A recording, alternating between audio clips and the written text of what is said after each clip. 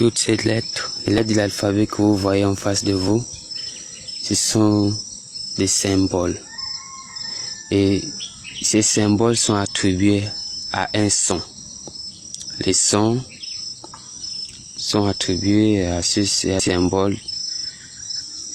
De même que ces chiffres que j'ai mis là, 1, 2, 3, 4, 0, tout ça, ce sont des symboles attribués au son, qu'on a attribué juste au son. Donc, c'est-à-dire, les sons sont nés avant l'écriture. Les sons sont nés avant l'écriture. L'être humain, il a inventé l'écriture pour passer des messages.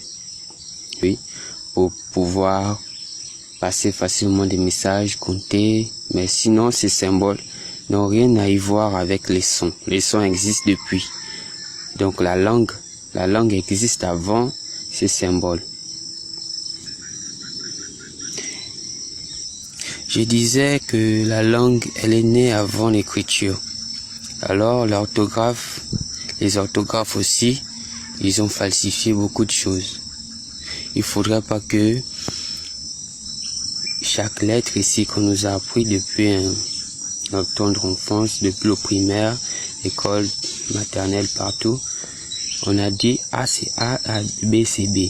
Mais lorsque nous évoluons dans les études, on redécouvre beaucoup de choses, les orthographes, le P qui devient F, en fait c'est ça. L'écriture a été créée pour simplifier le message, pour passer des messages.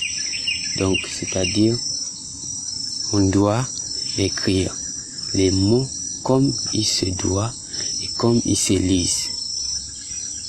On ne doit pas dire que le F devient P, le P devient F, comme les orthographes ils disent. Non, non, non, non, ça, c'est une confusion totale. Donc, l'orthographe est à revoir.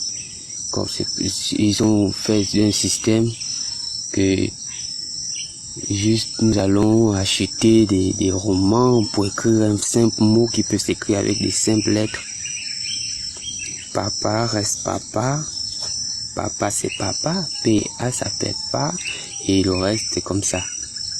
On ne va pas écrire les mots bizarres, mettre PH, on va nous dire PHTF. PH, il est F. Comment PH devient F? Maintenant le F il fait quoi? F reste F, PH c'est PHP, PH. Il n'y a pas ça. L'écriture a été faite pour